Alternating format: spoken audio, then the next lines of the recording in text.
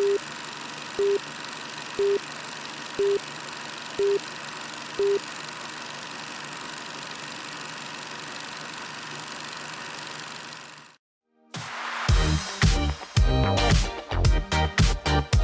Pulse of Spokane is a broad show that showcases many different things in our community, sponsored by Local 29 Firefighters Union, Well Dressed Walrus, and Homes for You.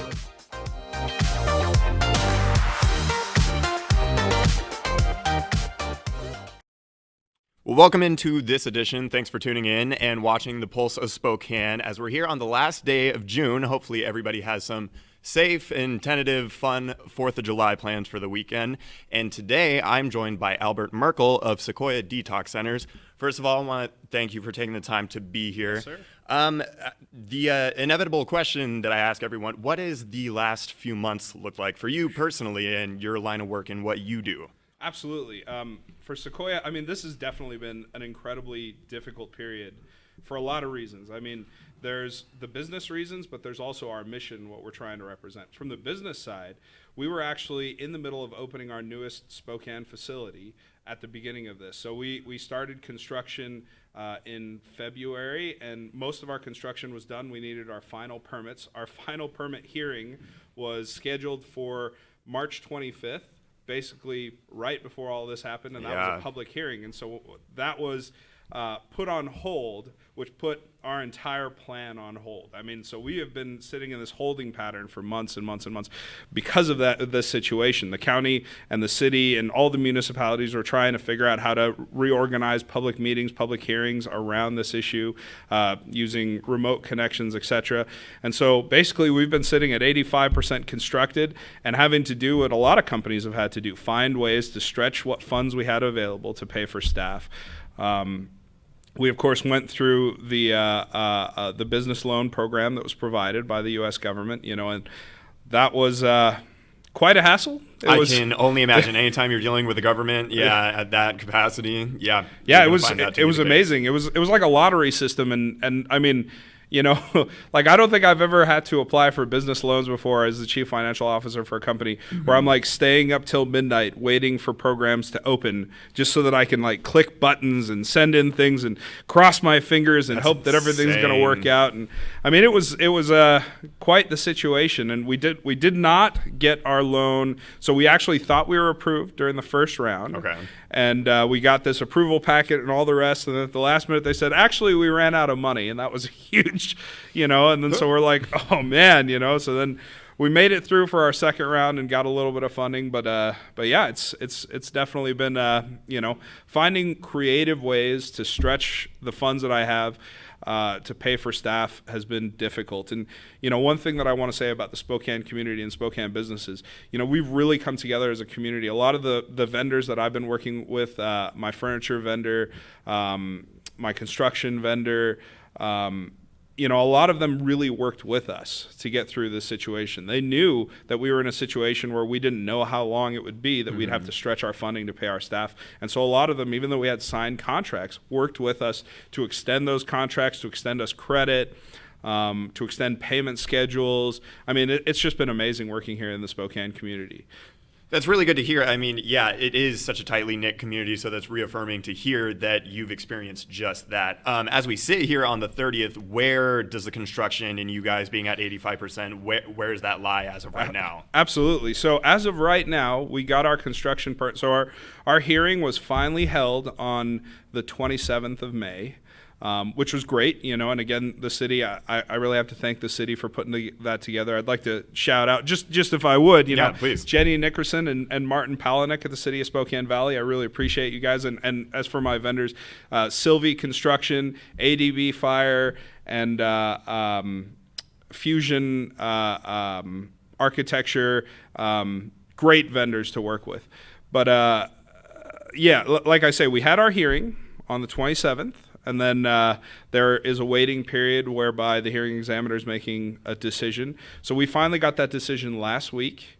So now we're restarting. We're trying to get scheduled the inspections that are needed for us. So that 85%, basically we have all the walls, all the mechanical, all the electrical all done. The only thing that we don't have is basically like, you put the outer fixtures on. So it's like the sheetrock, and then, you put up the toilets and stands and things like that. And what we need is that final examination from the city to make that happen. So we're getting that scheduled. Okay. So we should be, crossing my fingers. Yeah, we should knocking be on wood, crossing fingers. Yeah, praying to whatever God you got. Yeah, that things are able to get back on track. Absolutely. So we should be back on track to finish construction here by mid-July. Okay. And then, it's just waiting for furniture to come in at that point. And then, all again, crossing those fingers, we should be opening our doors to serve the community first or second week of August.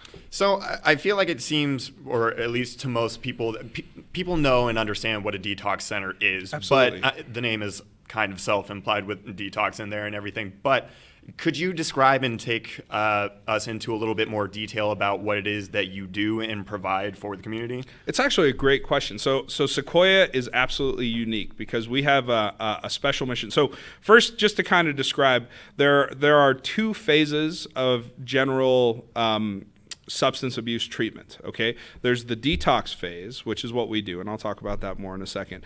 And then there's the treatment phase. So the detox portion, which is usually anywhere between 3 to 8 days, there are some other ways to do it faster than that, but a standard detox portion is 3 to 8 days, is an intensive inpatient portion whereby we're monitoring folks as they're coming down off of the substances that they've been on. Now, there are two types of detox.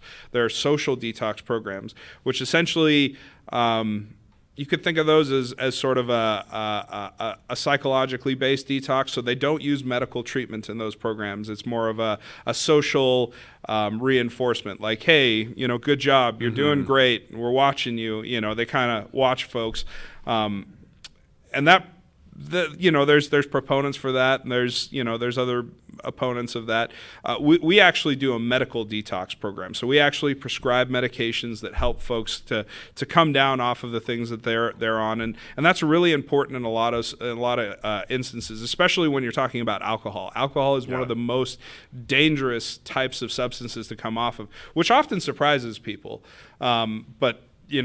Alcohol, detoxing off of alcohol can be an extremely dangerous process with risks for heart problems or brain problems or all kinds of death. And so it's very important that we medicate those kinds of folks.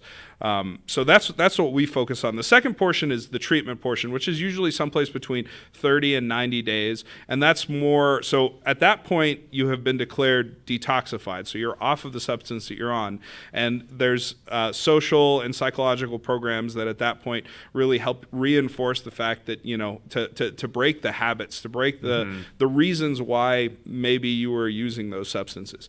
So in a lot of treatment centers, they actually do both of these. But what Sequoia, what our founder, Dr. James Knutson, what he found was that when you try and do both, a lot of times you tend to not to do either very well. Fully effectively, right. Right. And a lot of times, for economic reasons, the medical detox portion is the more expensive portion because you actually have to have doctors and nurses and medical staff and all the rest. Whereas the treatment portion, is also, it does require specialized care and specialized folks, but ultimately it doesn't have that sort of doctor expense that, is very traditional.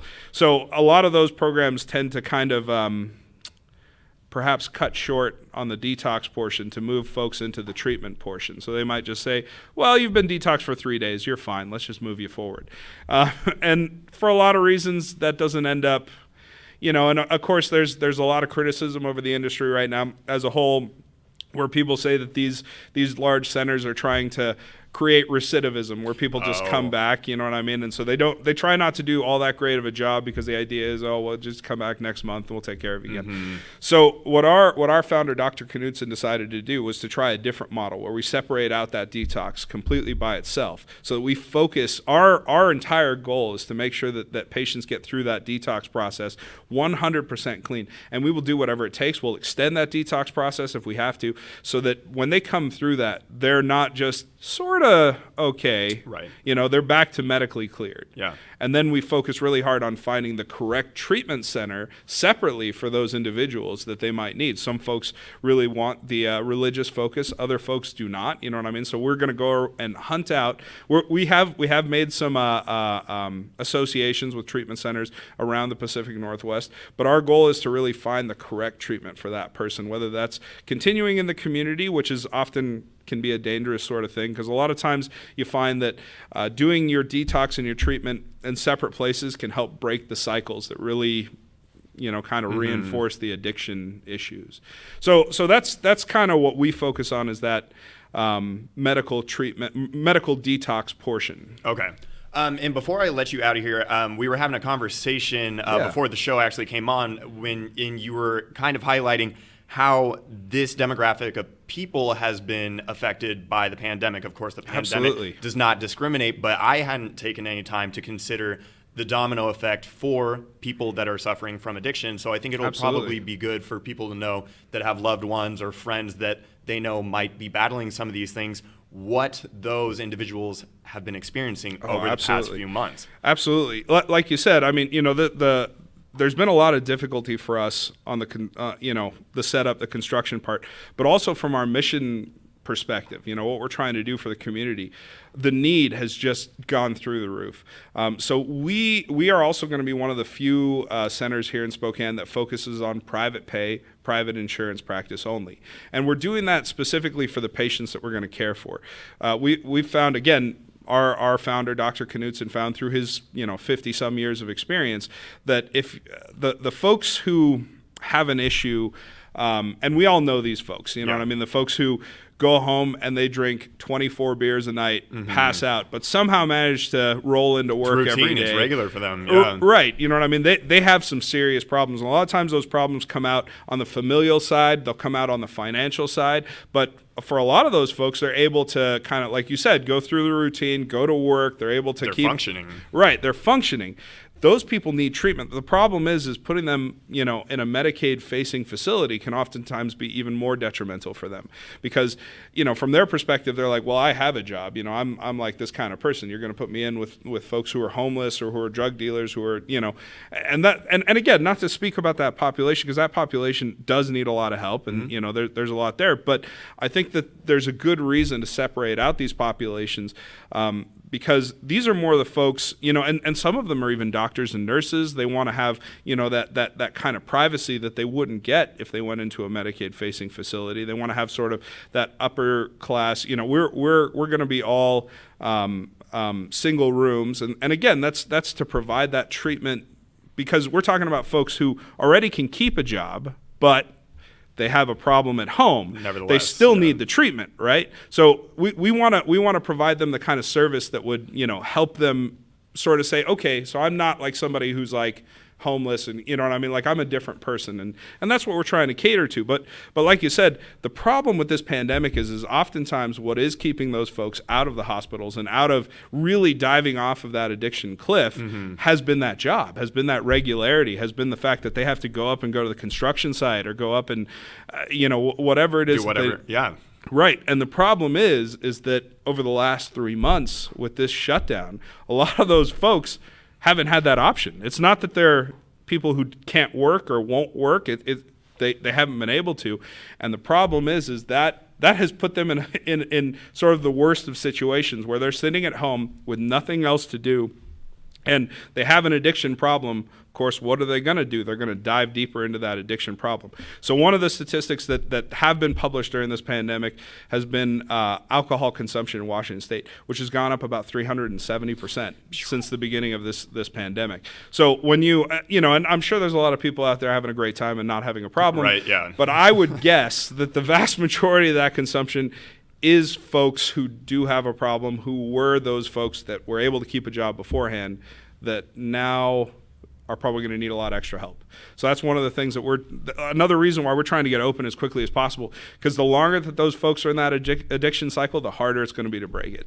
Absolutely. Wow. That's a lot of crazy information, but it all makes sense when you break it down. Again, Absolutely. I wouldn't have thought about it, but it makes perfect sense, unfortunate as it is. Right. Well, I want to thank you, Albert, again, for taking the time to come in here and join us. And we wish you, we knock on wood, we cross our fingers for a speedy reopening for you. So the best of luck going forward, and thanks again for taking the time with us. Absolutely. Thank you. That's going to do it for us on this edition of the Pulse of Spokane, and we shall see you next time.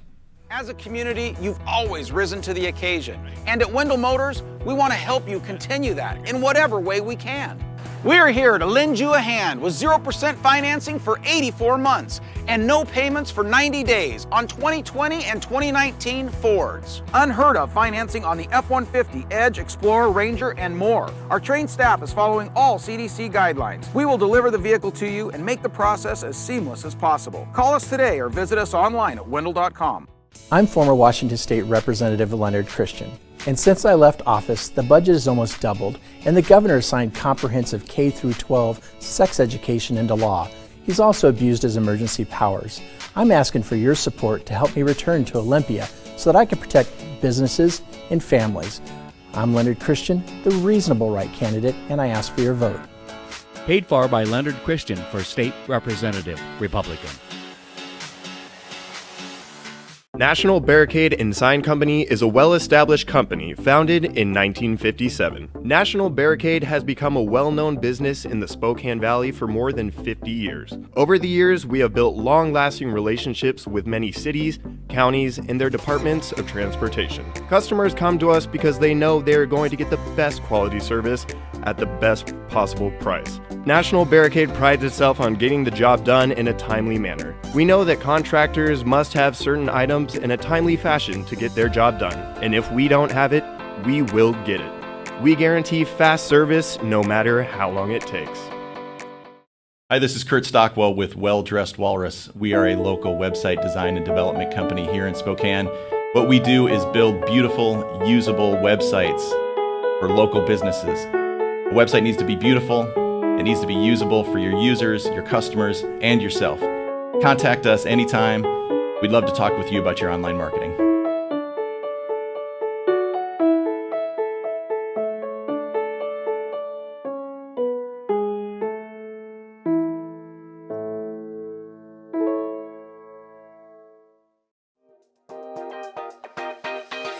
Thanks for watching. Ask the host a question, recommend a guest, or check out any of our other programs on Facebook, YouTube, Twitter, Apple Podcasts, Spotify, or SpokaneTalksMedia.com. Sponsored by Local 29 Firefighters Union, Well Dressed Walrus, and Homes for You.